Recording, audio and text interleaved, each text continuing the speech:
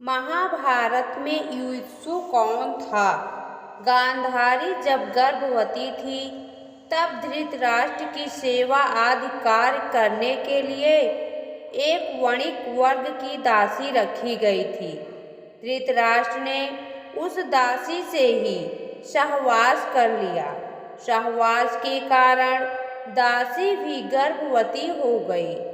उस दासी से एक पुत्र उत्पन्न हुआ जिसका नाम युयुत्सु रखा गया। युयुत्सु को भी राजकुमार जैसा सम्मान, शिक्षा और अधिकार मिला था, क्योंकि वह धृतराष्ट्र के पुत्र थे। युयुत्सु एक धर्मात्मा था, इसलिए दुर्योधन की अनुचित चेष्टाओं को बिल्कुल पसंद नहीं करता था और उनका विरोध भी किया करता था। इस कारण दुर्योधन और उसके अन्य भाई उसको महत्व नहीं देते थे और उसका हास्य भी उड़ाते थे।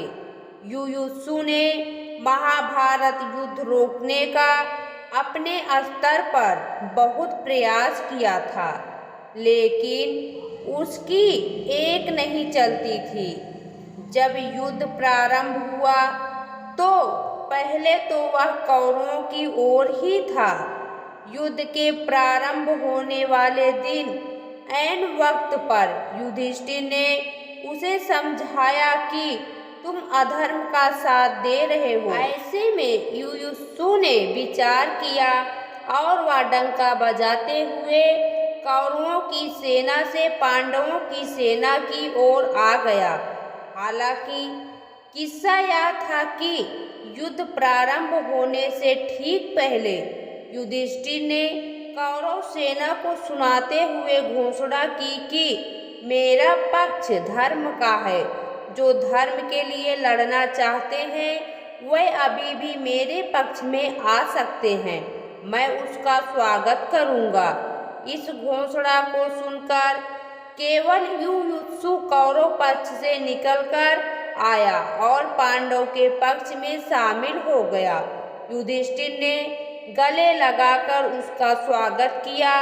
अपने खेमे में आने के बाद युधिष्ठिर ने एक विशेष रणनीति के तहत युयुत्सु को सीधे युद्ध के मैदान में नहीं उतारा, बल्कि एक महत्वपूर्ण कार्य सौंपा। युधिष्ठिर जानते थे कि वह इस कार्य में सबसे योग्य है। युधिष्ठिर ने उसकी योग्यता को देखते हुए उसे योद्धाओं के लिए हथियारों और रसद की आपूर्ति व्यवस्था का प्रबंध देखने के लिए नियुक्त किया। पांडवों की 7 अक्षौहिणी 9 लाख के आसपास सेना थी।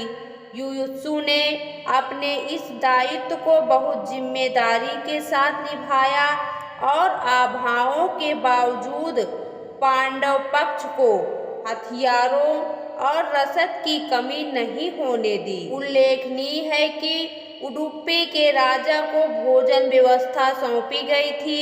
महाभारत युद्ध से पूर्व पांडवों ने अपनी सेना का पड़ाव कुरुक्षेत्र के पश्चिमी क्षेत्र में सरस्वती नदी के दक्षिणी तट पर बसे समंत पंचक तीर्थ के पास हिड़्यावती नदी सरस्वती नदी की सहायक नदी के तट पर डाला। कौरवों ने कुरुक्षेत्र के पूर्वी भाग में वहां से कुछ योजन की दूरी पर एक समतल मैदान में अपना पड़ाव डाला। दोनों ओर के शिविरों में सैनिकों के भोजन और घायलों के इलाज की उत्तम व्यवस्था थी। हाथी, घोड़े और रथों की अलग अलग व्यवस्था थी। हजारों शिविरों में से प्रत्येक शिविर में प्रचुर मात्रा में खाद्य सामग्री, अस्त्र शस्त्र, यंत्र और कई वैद्य और शिल्पी वेतन देकर रखे गए। दोनों सेनाओं के बीच में युद्ध के लिए 5 योजन 1 योजन 8 किलोमीटर की परिधि, विष्णु पुराण के अनुसार 4 कोस या कोस बराबर 1 योजन बराबर 13 किलोमीटर से 16 किलोमीटर बराबर 40 किलोमीटर का घेरा छोड़ दिया गया था। युद्ध में बच गए 18 योद्धाओं में युयुत्सु भी एक थे। युद्ध के बाद महाराजा युधिष्ठिर ने उन्हें अपना मंत्री बनाया था।